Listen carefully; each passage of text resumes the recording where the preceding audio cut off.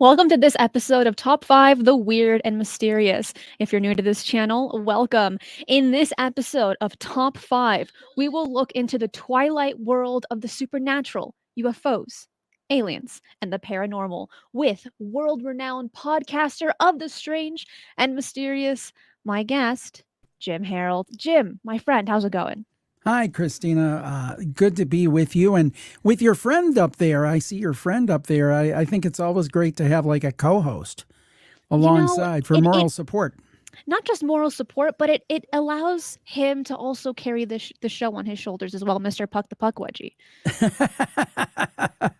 I love it. I just have a skeleton back there, although I do have an alien. You can see the alien in the corner there. But also a helping hand right behind you as well. I've got a hand and the jellyfish. I don't know if you can, I always forget which way to slide, but the jellyfish there, people are like, are they real? I'm like, I would not put poor living creatures in such a small container. No, they're not real. They're fake.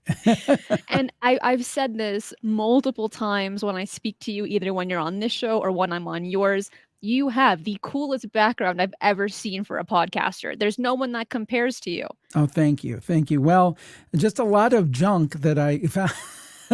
Now, over the years, I like to collect little pieces, and this is a nice way to kind of display them. And I switch it out. Sometimes I'll bring in the Frankenstein, take out the alien, move the skull, just play around with stuff and thinking of making it a game and asking people what's changed in the background. But I love it, and I love I would video. play that game. And I love doing video. As we were discussing before, video is not a huge thing for me. I'm mainly known for my podcast, but I just like doing it. So I'm going to continue to do it. But again, so glad to be here, and thank you for the invite. My pleasure. Very quickly, for those that are not familiar with you and your work, give us a brief overview of who you are and what your show covers. I'm a full-time paranormal podcaster. I've been podcasting since 2005, full-time since 2012. And that's very nice. Bandrew. Hey, if anybody wants advice on microphones, talk to Bandrew. He is the man. Check out his YouTube channel. Now, that's a YouTube channel. That's excellent. So anyway, the point being, I started in 2005 for fun. And then all of a sudden, this kind of grew and became my full-time gig. I started doing Jim Harold's Campfire, which is probably my most popular show.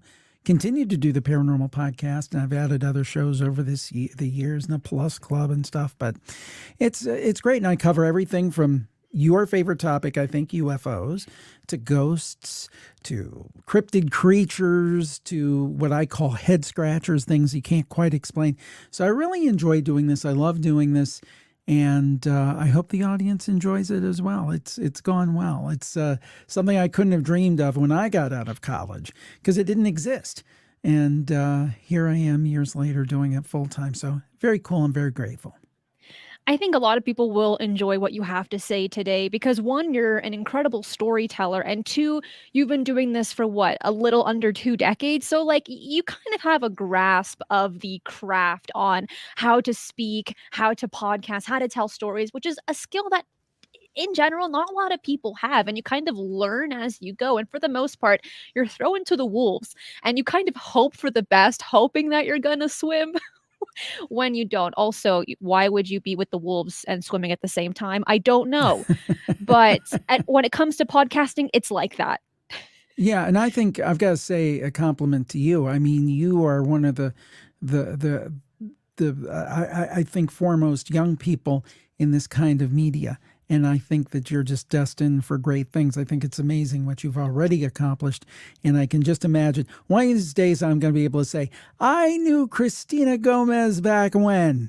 I knew her back when. Just remember That's what I do now with you, Jim. Now, remember me when you're rich and famous and on all the big networks and everything. So take my call. I wouldn't miss that phone call or that email. But let's get into the topic for today. And for those that are already liking Jim, all of his social media links are in the description box below. And we've done a full interview format show as well. You can find that right here on this channel because we're going to be touching on things that he's done in the past, but for the most part, the full interview video you can find right here to know more about him. But to start off, you are best known at this point in time for your campfire stories. Now, Hmm. tell us the format of that on your show, and then you got to tell us your all-time favorite campfire story that you've ever heard. Well, Campfire is a very simple format, and it was born out of my show, The Paranormal Podcast, which continues to this day, and that's an interview format show. But Jim Harold's Campfire was born a week that I didn't have a guest. And I said, well, I've got to put out a show. What am I going to do? I thought, oh, I'll do listener stories. Very simple, one-shot thing. And based on the response, I said, wow, I gotta do this. The people are really enjoying it. So it's simply a show, and it has never changed, really at all, except we expanded to 90 minutes a couple of years ago. But anyhow, we expanded to 90 minutes. People call in and they just tell their spooky stories. Could be UFOs, could be ghosts, could be cryptid creatures, as I said, could be head scratchers. And we don't add a lot of music or any music for that matter. We just have people on and we talk to them about their stories. And our kind of default position on the show is taking people at face value. I mean, the vast majority of people I've spoken to over the years, I think they're being sincere. I think they're being real. I think they are sharing their stories as they have experienced them, as they have interpreted them.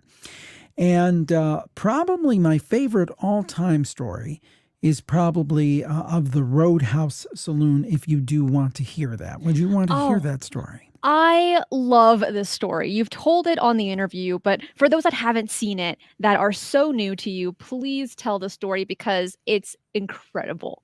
Okay, well, thank you. And thank you for showing the podcast artwork so people can find it if they're on their favorite podcast app. This goes back quite a few years. This probably goes back definitely over 10 years ago. We had a caller by the name of T.I., and she was calling from Michigan, but this happened in Wisconsin. And she and her family every summer would go up to like this campground or something. So one evening, about an hour away from the campground, there was this band playing, and her and a friend from the camp drove up to see it. His name was Bob. So Bob and T.I. went up about an hour away to see this band, and they went to this bar, and they stayed till 2 o'clock in the morning, closed the place out. I actually went back to the bar to talk to the folks or went to talk to the band because they were musicians themselves. So anyway, they're driving home. It's like 3 o'clock in the morning, and they have about an hour to go. It's this 2-lane road. It's very darkly lit, not really lit at all. And all of a sudden, T.I.'s like, I've got to go to the restroom. And Bob kind of says, well, unless you want to pull up a tree, I don't think we have any options here. And she said, just drive fast. So anyway, they drive a little bit down the road, 10 or 15 minutes, and they see this bar. That place is open, neon signs, cars in the parking lot. It's got big sign says the Roadhouse Saloon. I thought, well, that's weird. I mean, by law, I think bars are supposed to be closed by 2. But let's not look a gift horse in the mouth. And they decide to pull in so T.I. could answer the call of nature. And Bob, as they're pulling in, says, I'm really glad. Bob was an artist. And he said, I'm really glad we're coming here because I heard there's this neat mural on the wall. So anyway, they go in. And T.I. goes to the restroom. Bob gets a couple of Coca-Colas, I assume, from the bar. And they're sitting there talking. And lo and behold, there's this huge Old West mural that is on the wall. And it's got like cowboys and what they might call back in the day a dance hall girl, bartender, some guys playing cards. And something weird they noticed about a couple things. First of all, everybody in the bar, the people in the bar were kind of like they weren't really communicating. They're just kind of blankly smiling and staring, kind of an odd vibe. And they also noticed that the people depicted in the mural were actually in the bar. Like the guys playing pool, they weren't playing pool in the mural in the painting. They were playing cards. And the bartender was a cowboy. And one woman standing over there in real life was the, quote, dance hall girl in the picture. So I guess what I'm saying is that they're just kind of thinking, wow, that's kind of weird. And they talked through a little bit and said, oh, there's a logical explanation. Whoever painted this did this as an homage to these people. These are probably regulars at the bar. Well enough. But the strangeness continued. So there's this old-time Wurlitzer jukebox, which has records, which at the time, 10, 15 years ago was uncommon because everybody had gone to CDs at that point, and things have switched back around now. But anyway, there was this old Wurlitzer jukebox, the bubbler with the beautiful tubes with different colors and records in it. And the guy puts on Chubby Checker's Let's Twist Again, which is even before my time, Cristina, believe it or not, that song. But nevertheless, it's playing, and the guy walks up to T.I., and he smiles real big, and he has a mouthful of rotten teeth, T.I. said, and said, "Want to dance?" And T.I. had a cane, and she held up the cane and said, "I don't dance much." And she said she actually glad she had that excuse to kind of get out of it. So he walks off discouraged. So anyway, the overall just kind of a weird vibe with the place. Nothing they could put their finger on, just kind of strange. So anyway, they're looking at this mural, and they notice there's these double doors, like in the old Western movies where the guy comes in and goes, "I want to see so-and-so, so we can have a showdown." Well, they noticed something in the doorway they didn't notice before. Two misty figures, like columns. One seemed to be taller than the other. And then they talked a little more, and they looked back, and it was almost like developing like a Polaroid picture. And one looked like a man, and one looked like a woman. And they talked some more, and they looked back, and it developed some more. And the woman had curly hair and boots, and also had a cane. And that's what Tia had, a cane, curly hair, and boots. At that point, they decide, let's get out of here. Let's get out of here. Because we don't know what's going on, but we're not going to stay to find out, which is a natural reaction. So they walk out the door. They close the door. The whole place goes dark. And as they're going out, the people are motioning back, almost like, "Come back," beckoning on them almost. So everything, they close the door, Christine, everything goes pitch black. It was never open. Neon signs off. Everything is like there's nobody in there, nothing. They turn around. What was a parking lot full of cars had a car in it, their car. So they decide, you know what? We are getting out of here. So they get in the car, Bob peels out, and they leave. Now, that would be a weird story, but it gets stranger. So anyway, T.I. is much braver than I am. A couple nights later, she goes back, I think with her sister, maybe a friend from the camp. And she wants to see what the deal is with this place. So she goes in. It's about 8 o'clock at night. She's not that brave that she'll go 2 o'clock in the morning.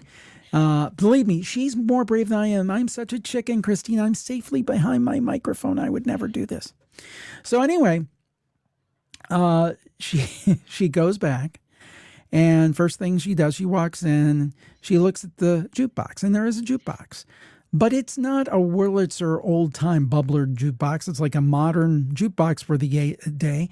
No records, but CDs, and no Chubby Checker on the jukebox anywhere to be found, which is weird. Gets a little weirder, though. Then she goes up to the bartender and starts talking. So I was here the other day, and the guy tending bar, boy, he was good looking. Young guy, big strapping, looked like a farm boy, kind of like he'd be pitching hay, kind of big guy. And the woman said, "I'm sorry, ma'am, I don't know who you're talking about. The only two people who tend bar here are me and my elderly father." And with that, T.I. left and has never returned to the Roadhouse Saloon. Now, there are two things that are, well, three things maybe that are important to know. The place does exist, and I actually called it pre-pandemic because I wanted to interview somebody from there. Unfortunately, nobody ever called me back.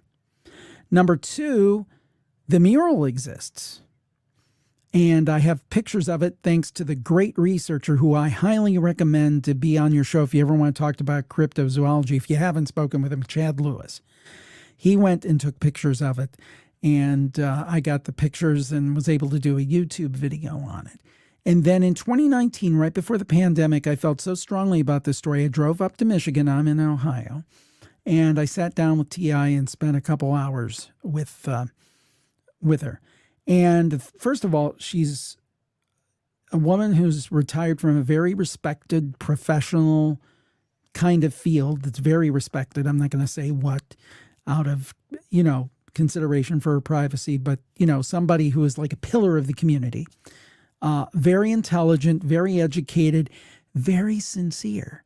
And I sat down with her and I looked face to face, not through a video screen, but face to face. And she told me the story again. Nothing changed. And I believe it more than I did when I heard it the first time on the show. And we've stayed in touch. And I really believe her story. Now, what that is, I don't know. I don't have a clue. Was it a portal? Was it a time slip? Was it a dimensional thing? I don't know what it was. But it was something, and I believe that it did happen. That is something that belongs in an episode of Star Trek, something like this, The Twilight Zone, Yes, obviously, exactly. because it sounds almost too good to be true. It sounds like something that comes out of your imagination. But after speaking to the people at the bar, after once again speaking to T.I. and rehearing the story to the point where you like have a feeling that it could have happened, it's mind-blowing. And I think when we think of stories such as this one, and there are others that are somewhat similar to the story that you have mentioned today, Sure. what it does, at least in my opinion, it piques our curiosity, our childlike curiosity, because when we were once children, we believed all of that to be true all of the time. But it's only when you begin to get older that you think, no, everything is black and white. No, there is no magic. There is nothing weird or mysterious. Everything is, all that matters is my 9 to 5 job, eating and paying the bills, and that's it. Right. But then when you hear stories like these, you think back to your childhood and you say, if this is possible, anything is possible. And that right there is so inspiring. And then it can snap us out of this malaise that so many of us are in, where we forget to tap into our younger selves. And so I love this story. I've heard you say it and it never gets old. I could hear it again and again and again. It has to be maybe one of my favorite stories that I've heard on Campfire. I'll just briefly tell a story I heard today, which has never been, this is the first time it's going to be out there in terms of a show that I'm on. I was interviewing another podcaster from her name's Lindsay. She's from a podcast called The Chilling Podcast, and I've been on her show, and she shared this story with me on her show. And I said, "It's so good, it is so good that I have to tell it." So she's going to be on the Campfire. But this reminds me, this is something where there's cause for wonder, and I don't want to give anybody the wrong idea. I don't want to get super religious or anything like this, but this is a great story and I have to share it because it speaks to what you're talking about. So anyway, her dad was a big fan of Cracker Jacks, the candy Cracker Jacks. I don't know if you remember those, Cristina. And they used to come in little like paper little toy inside. Yeah, exactly. Something. Well, that comes into play. So her father was very religious, but he would have his moments of doubt where he didn't believe in God. So basically what happened was one day he's at his steel mill job. My dad worked in a steel mill, by the way, which was kind of funny.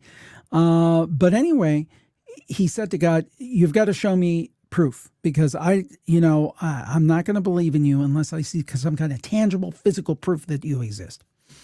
So anyway, he doesn't think any more about it. He starts to eat his lunch. He eats his Cracker Jacks, and he always loves to get his Cracker Jack prize, Lindsay said.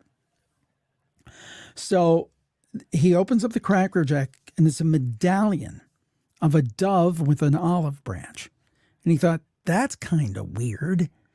And he thought, is this the sign? So years later, so this whole time he's trying to find out if there's this kind of, and he can't find any information on this kind of a Cracker Jack prize. So he goes to a Cracker Jack museum and he's talking to the one guy, and they have all the different prizes over the years laid out and they're showing them. And he shows it to him. He's like, well, I've never seen anything like this, but let me get my manager because he knows everything about Cracker Jack prizes. And he talks to the guy, and he's like, that certainly looks like something that would have been made by Cracker Jack. It's got all the markings and everything. But the thing is, Cracker Jack would have never made anything like this because it's a religious item. And Cracker Jack would not cater to one religion over the other or anything that could be construed that way. So I think what you have there is not just a Cracker Jack prize, it's a miracle. So again, not to get overly religious, but weird stuff happens, Cristina. I've heard it too many times. And it just tells me, well, we'll probably get into that later. I don't want to take the punchline of one of the top 5, but the world is a weird place. Let's put it that way for now. It is. And when you're in this field, doing the research, talking to people, when you're looking at the paranormal, supernatural, UFOs, and everything unexplained, it goes to show how mysterious our world is. And when you speak to certain people, the experiences that they've had, and they feel them to be incredibly real, and you just listen to them, you think, how is something like that possible? And in the story about the Cracker Jacks, after he had asked, please show me a miracle, and he gets something like this, and he holds it for years, going to show that he believed that there was something to it. Right. Yeah. And then getting the information from the museum stating that it is a miracle. It's interesting that he got that answer so many years later instead of instantly, which so many of us expect, like the song, I saw the sign, right? Just like that. But holding on to that object and then waiting for a long period of time, I find that encouraging in some ways and then discouraging in others, because right now we're in a society where everything is instantaneous. We need to get the answers now. We need to hear back from someone right away. But to sit back and wait, we don't have that kind of virtue anymore. And I'm guilty of it too. I mean, back in the day, things took a lot longer. You had to wait for a letter. You had to cook things on a stove, whatever. But now I'm right with everybody else. I'm standing in front of the microwave and saying, okay, this 30 seconds is taking a long time here. Come on. What's going on? By the way, speaking of which, I just realized I took a big slurp. So I apologize to everybody who had to listen to the audio of my slurp there, but I just got to get off mic if you're going to have a little drink there. But anyway. I didn't hear it. So maybe the microphone didn't catch it, but I hope too not. Funny. No, I don't think so. So continuing forward, and I think a good transition would be to get to our second topic, and that is the experiences with the paranormal. And let me ask you this to kind of set the stage. From the last story that you just told us about the Cracker Jacks, do you think miracles are supernatural? Would it be defined as supernatural in your opinion? Absolutely. See, there's a big thing about the word paranormal, right? I started the Paranormal Podcast in 2005, and I'm proud to say, as far as I know, it is the longest running paranormal podcast on the internet. In fact, it was so early that I got that name, the Paranormal Podcast. But when you got the goods. Yeah. And I ended up trademarking it because, I thought, boy, that's a really good name. Let me hold on to that. And it's great for SEO, by the way.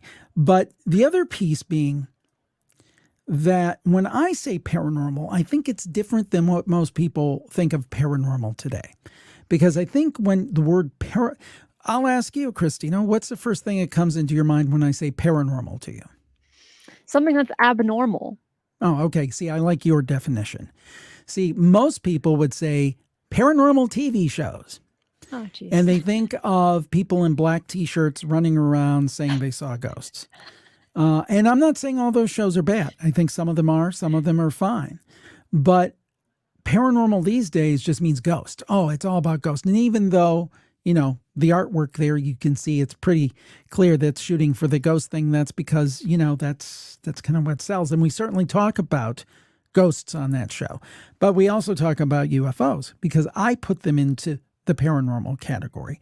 I also put cryptid creatures, so forth. Hey, Vereen70, I love that. Thank you so much. Thank you. It's always great to hear from longtime listeners.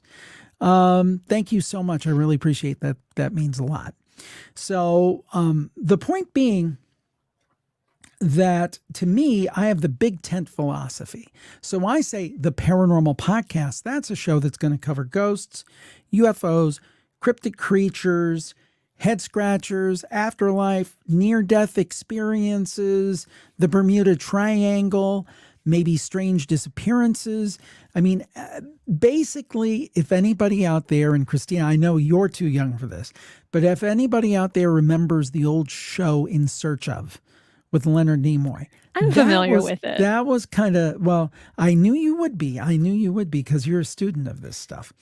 But the point being, that anything that show would have covered, this show will cover. So it's not just ghosts, although ghosts are important on it, because I think, to me, the biggest question of all this stuff, I mean, there's a couple big ones. Are there aliens? Have they been here? That's one that I know it's near and dear to your heart. The other one is we talked about the existence of a creator. That's another question. But maybe the biggest question, in some ways, because we might not all see a Bigfoot. We might not all see a UFO or not really be interested in UFOs. We might not always all believe in a higher power. But unfortunately, all of us are going to have physical death. So to me, that's probably my favorite topic of all, because I think it's absolutely universal. But the point being, I forget what the question was. I'm sorry about that. I have a tendency to run on. But basically, the Paranormal Podcast encapsulates all of that. And I want to get to as many of those subjects as I can. And sometimes I think it hurts the show because, there's people that just want to hear about ghosts or just want to hear about UFOs. But I love the idea that you can tune in every week and you never know quite what we're going to get. Tomorrow's show, it actually was going to post today, but I'll post tomorrow, is about crystals. Do crystals have magical powers? And that's not a ghost TV show. So we always like to keep the audience guessing and looking for new and interesting stuff to keep their mind working and keep them thinking. And that's, in my opinion, how shows should be, where you're keeping your audience on their toes. Because yes, there are TV shows and shows in general that cover one specific topic, but sometimes there's only so much that you can talk about. But when you broaden it, or when you begin to realize through your research the convergence of all these different topics, it's very difficult to stay in this little box. And so to cover everything that you can, that not only interests you, but you see a connection to your original interest, which in your case is the paranormal, it goes to show that everything is interconnected, and we shouldn't label everything, because it's going to confuse you, first off, and then second off, it's not going to allow you to grow, and your perspective won't change. Yeah, I agree. And my perspective has changed over the years. I thought I could do this 6 months and have this all figured out. And the truth is, I think we talked about it before, I have more questions now than when I started. And I don't know that we'll ever get the full answers to all of this stuff. But boy, it's fun asking the questions. And it's just, aside from the fact that this is the way I earn my living, and it's cool to do a podcast and do what we're doing now, just like the opportunity to talk to all these people over all these years, probably, definitely thousands of people about these topics. It's just, it's kind of just a neat thing to have had all these conversations about these topics with people over the years. And the funny thing is, Cristina, compared to people like you in the UFO scene, or Micah Hanks in the UFO scene, Nick Pope in the UFO scene, or somebody, some of the experts in cryptozoology and David Weatherly, people like, if I go to any of those categories, I feel like I'm a real dummy, because I feel like people like you have really drilled down on one subject. But I think there is something to be said, and it's kind of fun about being a generalist and being able to talk to you about UFOs and talk to Lyle Blackburn about cryptids, and then talk to Jim B. Tucker about reincarnation. And so to know, what is it? My knowledge is a mile wide, but an inch deep. I know what you mean. I started out only on UFOs, but I've seen evidence that there's a big convergence between the UFO phenomenon and the paranormal. And then you see that connection with cryptids as well. So the more that you look into, the more that you realize that everything is, what I would say is, it's really hard to understand things when you look at the bigger picture, and there's just more rabbit holes as well. So, as you and I had mentioned earlier, it keeps you on your toes for sure. It does. So, starting off as a paranormal podcaster, looking into that as your main interest, when did you begin looking into the UFO phenomenon, or when did you begin to see the convergence between the two? Well, I mean, I think my second guest on the Paranormal Podcast was Stanton Friedman. So, I mean, that was literally, and boy, he was very kind because I had no idea what I was doing. My first guest was Lloyd Auerbach, who's one of the greatest parapsychologists and knows more about ghosts and that stuff than he's forgotten more than most people ever know. And he's still very active and just a genius in the area. Second guest was Stanton T. Friedman. I'm like, boy, this is easy. I can get these great guests. And it's definitely gotten harder over the years because now there are thousands of paranormal podcasts. I think the question back then was a pod what? Pod what pod?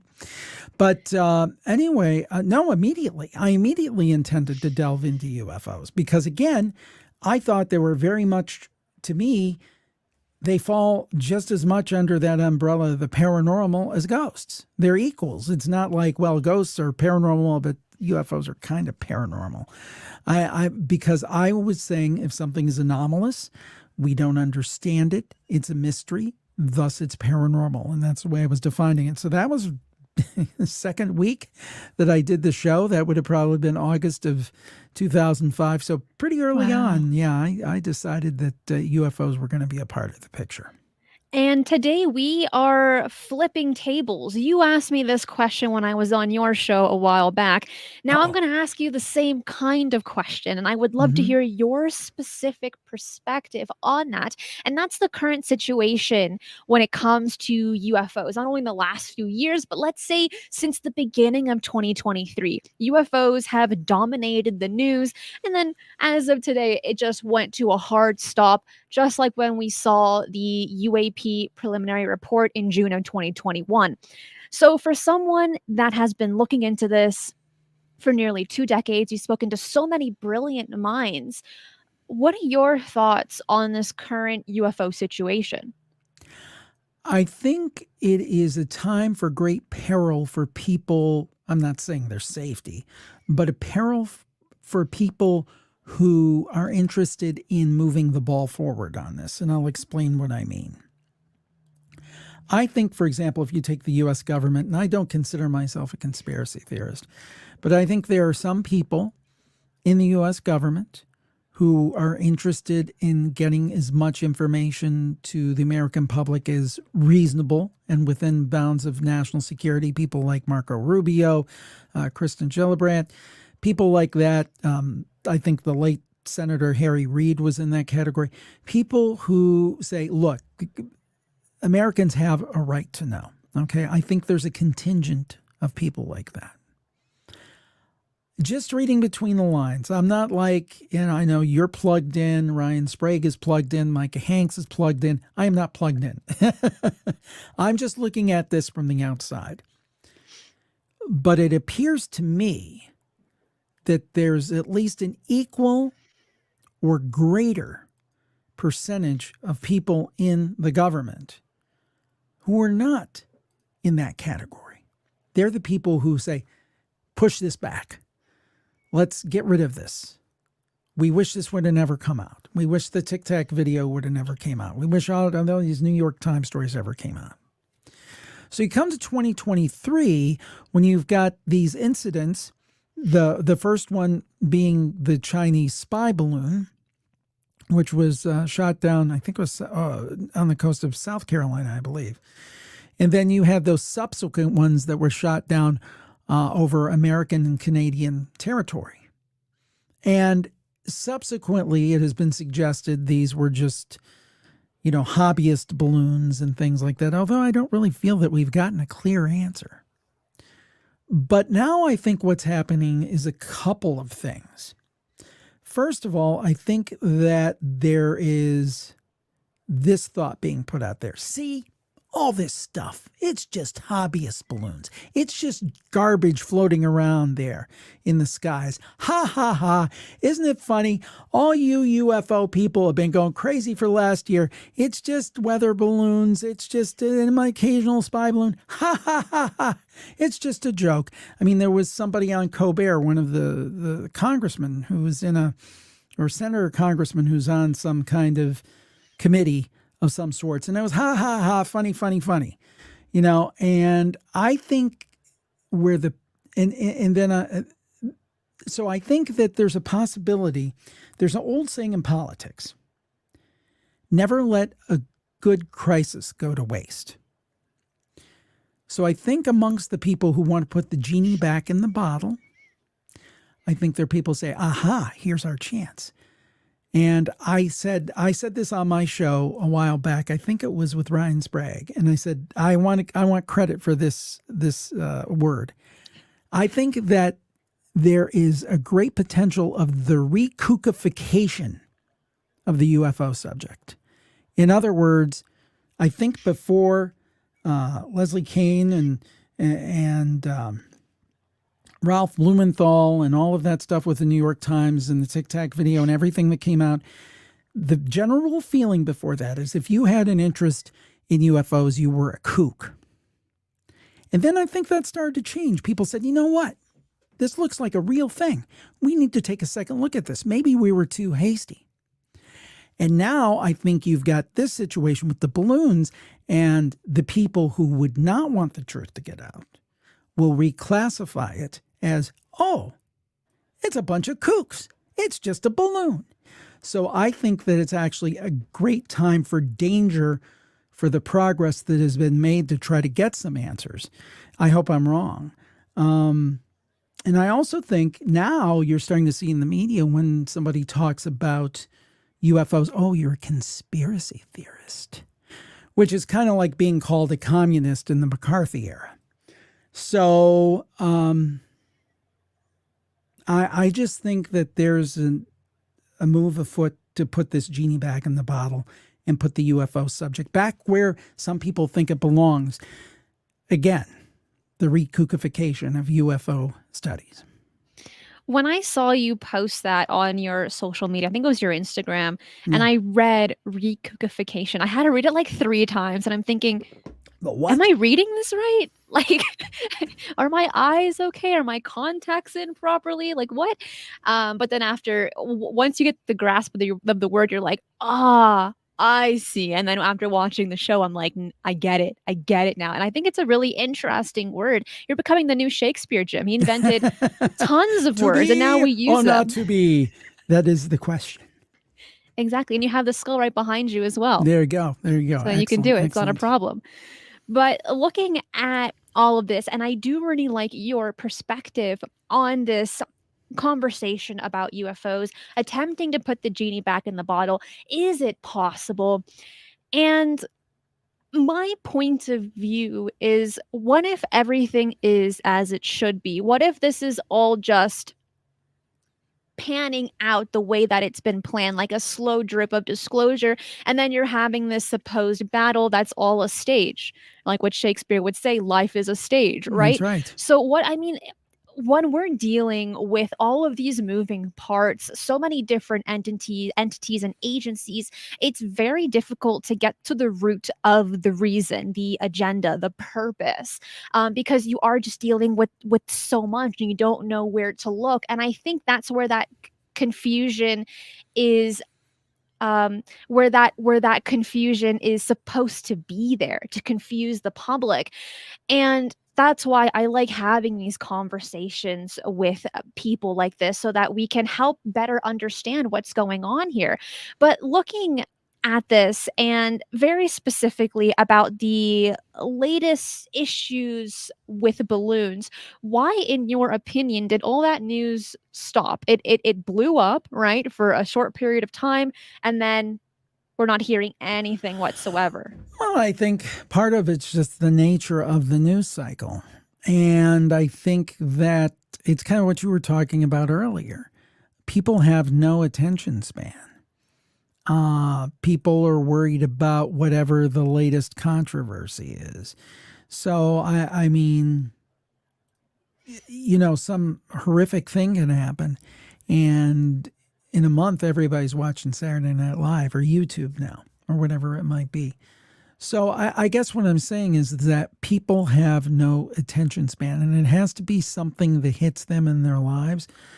And if it isn't something that hits them in their lives, then they're gonna, say, what football team's playing this week or baseball team or whatever. I think people, kind of what you said, people are stuck in their lives, and it's understandable. In your case, you got to go to school. You've got those classes to finish up. You've got college.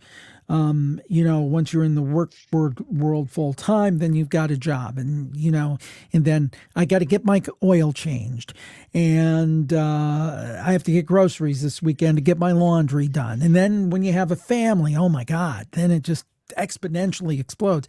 So people's attention span, partially through no fault of their own, they have very limited mental resources to deal with something like this and to ponder the great questions. And the news media is like, okay, really what I think set this story apart was the fact that things were shot down over American territory and Canadian territory. That's the first time anything like that's happened, right? So, I think that was the novelty of it. I remember the Friday night that they shot down, not the first one, but I think it was subsequent. And it's like, what in the world is going on? I thought I was in the middle of like a TV movie. I was in the middle of like Sam's Club or something, and my phone's blowing up. So-and-so shot down over whatever state it was. I'm like, what? What's going on here? I think that novelty gave it a lot of boost, and people that one weekend were very, very interested. But then by Monday, it's like, oh, I got to go back to work. And what time's a football game on? And, people get back to their normal lives. And it's just the news cycle. So I don't necessarily think it's nefarious in any way.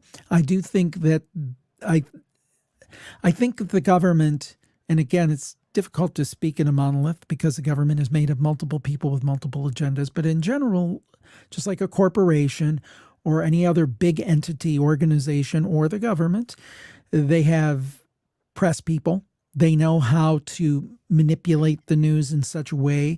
For example, I've said to you and many of my guests about the UFO question a couple of years back when that big UFO report came out. They didn't bring it out Monday morning. They brought it out 4:30 on a Friday.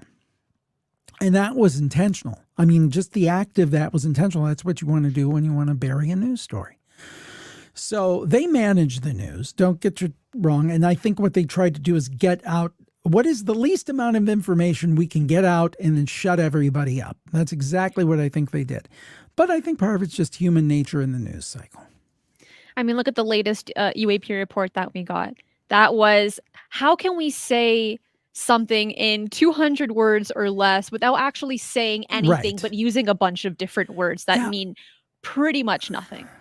Right? And I think that basically what they want to do is say, yeah, there's UFOs, but they're all explicable, and the ones that aren't explicable are probably foreign countries and their military, or our military that, certain departments don't know about. I think that's what they're shooting for. I don't think they want the idea of an other column. And the thing is that I believe probably the vast majority of UFO sightings are either, man-made craft of some type, could be military, could be drones, people mistaking, planets and stars for UFOs, Starlink, those Elon Musk satellites now, people who are just mistaken, maybe wanting to see something.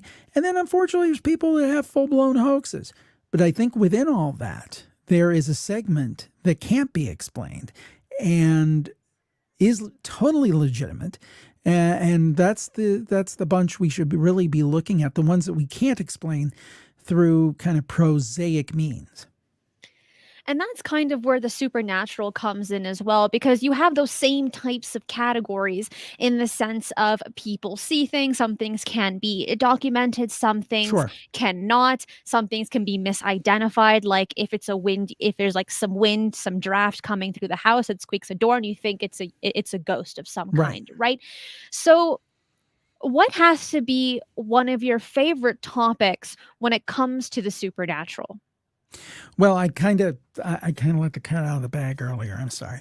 The afterlife, because as I said, we're not all going to see a Bigfoot, see a UFO, um, see a ghost, but we're all going to physically die.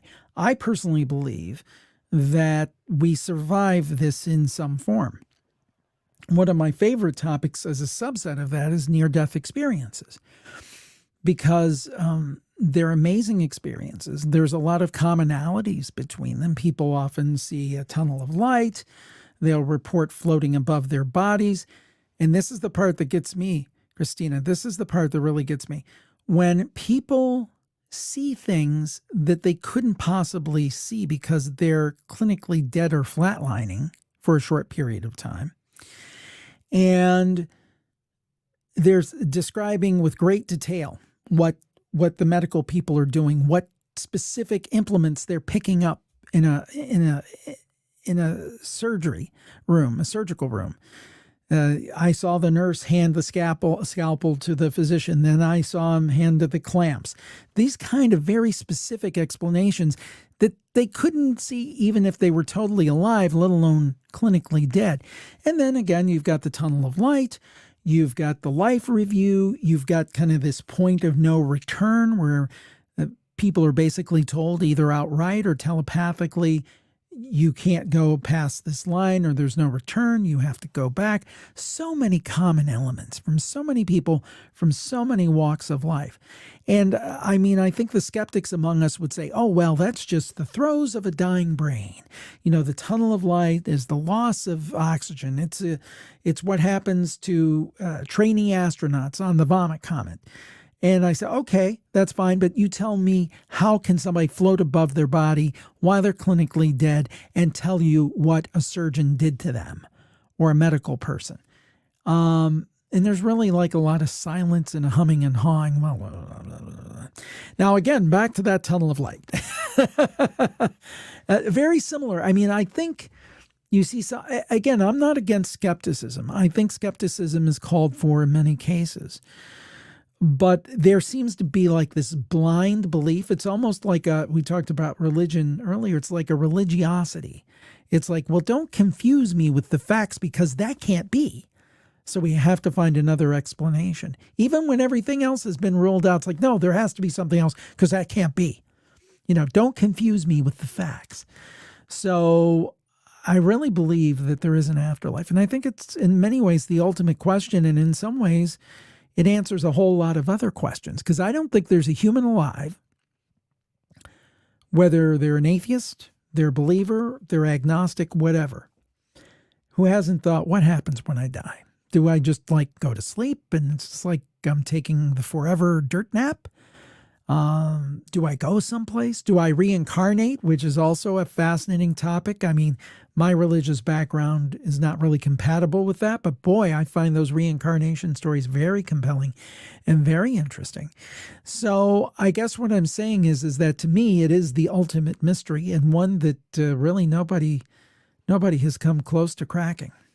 You said that it would answer so many unanswered questions. In your opinion, if people were to know the answers to the afterlife that many of us have, what kind of answers do you think we would receive? Well, for one, again, back to the higher power thing, I think that would answer that question, because I think by definition, if there's an afterlife, there's some kind of higher power, because how is that all set into place? So I think that would answer one question, that there's a larger purpose. And it may even in some ways answer questions about our place in the universe. Because think about this. If there is a place where good humans go, and hopefully I'm sure that's most of our people watching, then maybe there's a good place where other beings from other planets, and who knows, maybe we meet them there. You know, I know that sounds really woo-woo, but maybe it's possible. So maybe it answers all the questions. When you put it like that and you look at it from that perspective, it makes it that much more interesting. So many people fear the concept of death, but imagine that as soon as you cross over and you leave the body, you receive all these answers. Wouldn't that Right. be exciting? Wouldn't that be invigorating in a dead way kind of thing, right? Kind of a dead way. I'm not in any hurry to find out, Cristina, but I'll be there before you are. So if I can get back to you, I'll let you know. I'll call back in, but it Please might do, be hard to but get I through. won't be using a Ouija board to contact you, okay, Jim? Which, oh, please, we only have a few minutes left, but for those that haven't heard the story, please, please tell us the story of the inchworm moving Ouija Oh, board. you know that story. I don't know if I told you that. Well, yeah, this one guy said when he was a young guy, he was from Texas. I think his name was Gabriel. This is many years ago. It's in one of my books.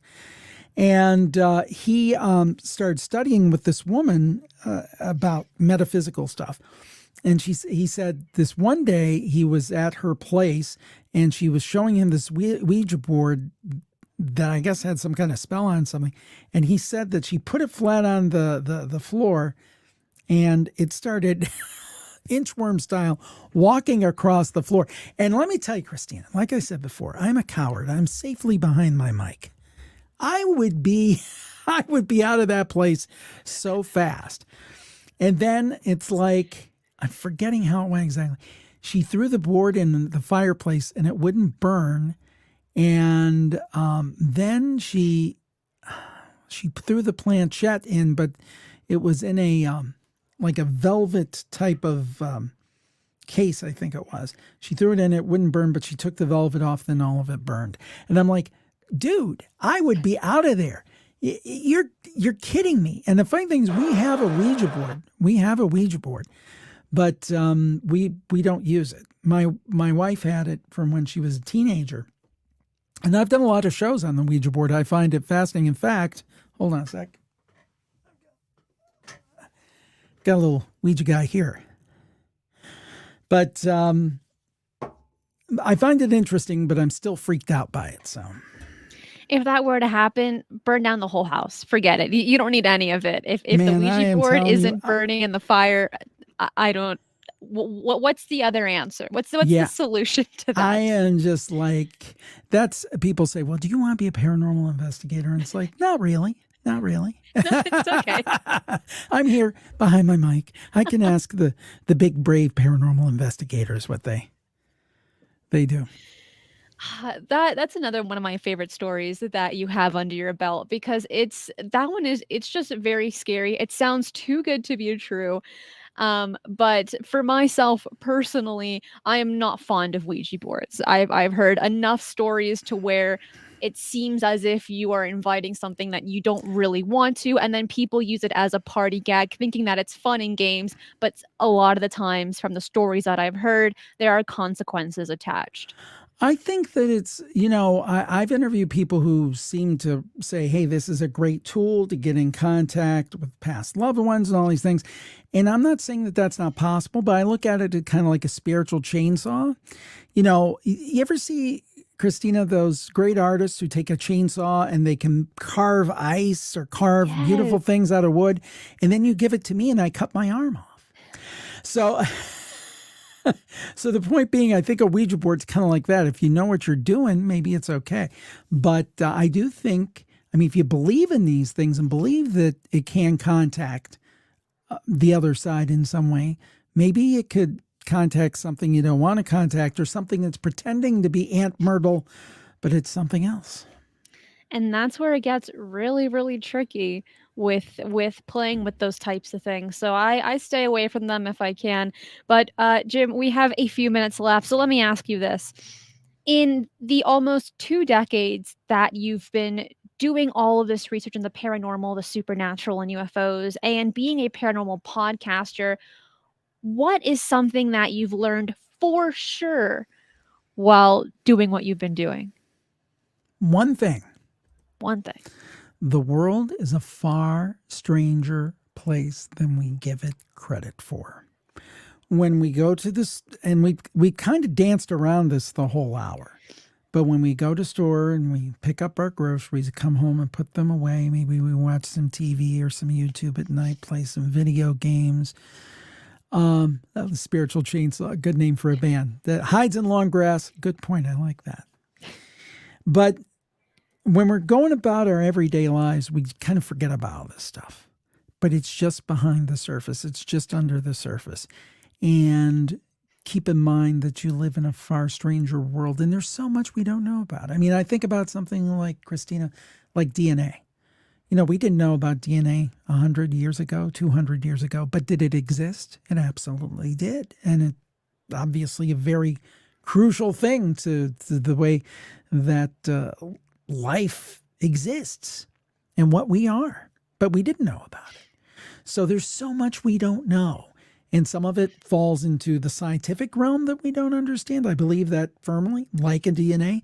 And some of it falls into the more spiritual realm that we don't understand. And then there's the whole question of ET or interdimensional travelers or time travelers. I mean, I think about something like the idea of retrocausality. Are you familiar with retrocausality?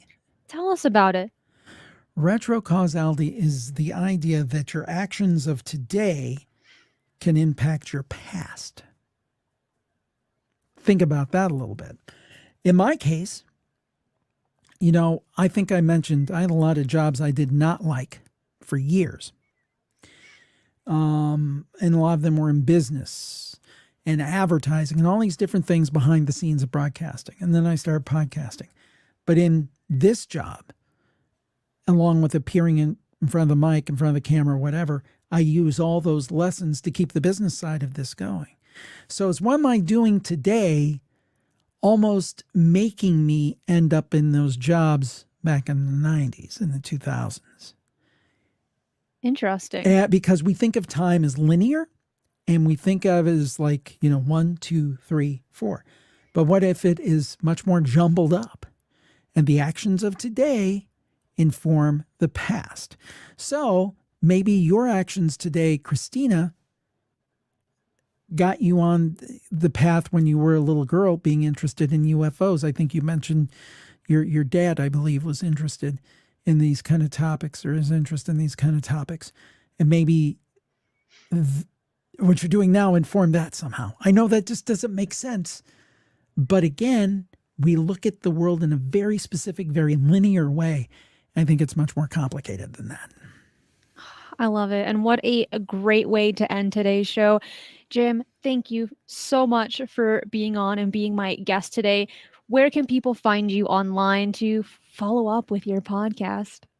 It's pretty simple. You can go to any podcast player at all, type in Jim Harold, and my show should come up. The one I really recommend for most people who are watching this show are Jim Harold's Campfire and the Paranormal Podcast. And the Paranormal Podcast, we do a lot of UFO stuff.